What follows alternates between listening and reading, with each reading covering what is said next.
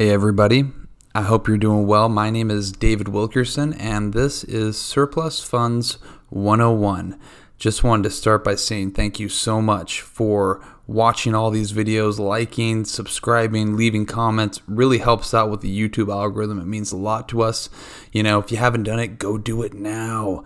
I've been doing creative real estate and asset recovery transactions for over a decade. This is kind of my way of contributing back to society, and so I give you away all of my tips and tricks and all sorts of nuggets of gold. So if you haven't subscribed, go and do it. But today I wanted to make a video about the best state to register your surplus business in and some of the really important questions that you need to be thinking about before you decide to move into a different territory. So this kind of video or lecture is going to be part just kind of the logic, the logical side of this, and then I'm going to give you my synopsis because I've had the opportunity of working with hundreds of people who do this, and everybody's always, hey, what's the best state to be in that doesn't have any competition? What's the best state that pays the most? And so everybody's trying to find the low-hanging fruit, and there's been some discoveries we've made over the years, and it's been pretty shocking. So I'm going to share all that with you. So for starters, I'm going to tell you guys some questions first, but for starters, these are just I think these are the 4 questions that you should ask every single person that works in a state department you might be considering registering for. So here are the 4 main questions that I want to figure out all the information for and discover before I decide if I'm going to move into another territory or not. So the very first thing, you guys, are what are the requirements in order to register with the state? All states and municipalities are a little bit different. Most of them will allow you to register, but there are some places where it's just a pain in the ass to do business. Like for instance, I was going to move into Texas, and Texas is one of the markets where you have to have a private investigator's license through the state of Texas, and I think the educational hours, the requirements for that was like 200 hours. Like there's no way I could have pulled that off. Like it would have been such an inconvenience to do. It just didn't make sense at the time. And I'm not saying that it's not worth it or anything like that, but it was just one of those things I discovered that made that state not super desirable for me to work in, at least. So like just asking that question can kind of give you guys some good information on what it's even going to take for that state to allow you to recover funds and assets for other people.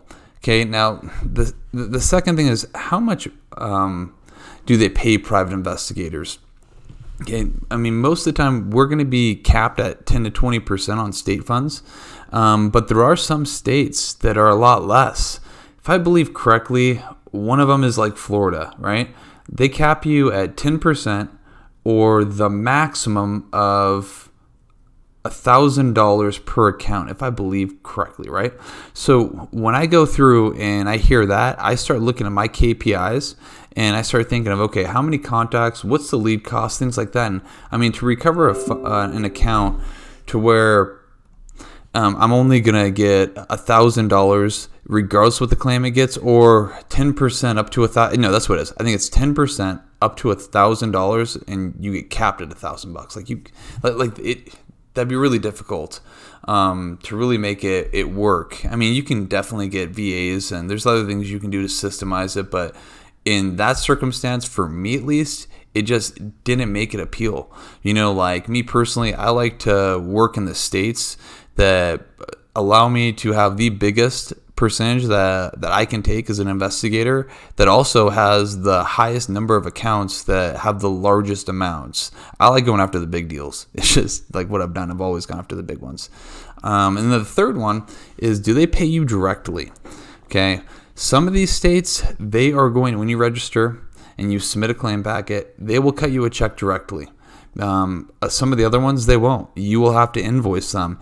And I know that sounds like a really scary thing. Oh my God, I just helped somebody make $25,000 and I got to invoice them and tell them that they owe me $6,500 or whatever the amount that you guys agreed on might be, right? And just a little forewarning, you guys, very, very seldomly do people not pay. I know there's a lot of negativity out in the news right now, but still, put the faith in humanity. Most people do what they say they're going to do. Okay, every now and again you bump into some bad apples, but that's just life and business, So, but regardless, you guys, do they pay you directly? I like working in the states that I get paid directly because I like to stay in control of the whole entire interaction and process. And then the fourth thing, do they allow documents to be signed and notarized using DigiSign or notarize.com? And I can just tell you guys this right now, most of the states don't right now. I really think with the pandemic and just how outdated a lot of the processes and systems are in these unclaimed money departments. I think that's something that is going to be a no-brainer in the future.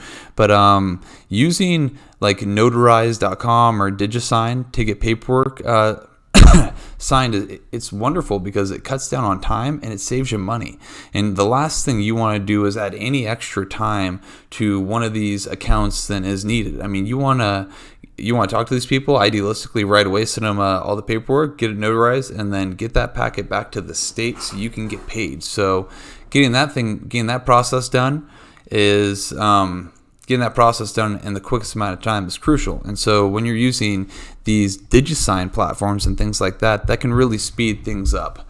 Okay, now that is just the logic. These are the questions that I would kind of interview questions I would ask anybody who answers the phone when I call in to an unclaimed funds department or anybody with the state. Okay, now here's just my overall 2 cents on the best state to register in, and should I be in multiple states? Should I be in one or two? When I look at the people I know that are not only in this realm, but in all the other real estate realms and whatever it might be, the ones that are the most successful, they have pretty simplified businesses. They do one or two things. And so what I would suggest doing, you guys, is pick one or two places max. I would say one at the very beginning and just master it. Get to know it, master it, and just stick to one. Because, for instance, there is somebody I know that has a probably a high-level six-figure business, and the only thing they do are state funds in the state of California.